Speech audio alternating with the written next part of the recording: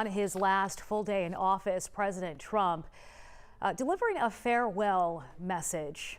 Trump also gave his best wishes to the incoming Biden administration, although he never mentioned him by name. President-elect. We inaugurate a new administration and pray for its success in keeping America safe and prosperous. President Trump is planning a red carpet send-off for himself this morning, which could include a color guard, a military band, and a 21-gun salute at Joint Base Andrews. The early exit making him the first president in more than 150 years to skip his successor's inauguration. Also the first U.S. president to face an impeachment trial after leaving office.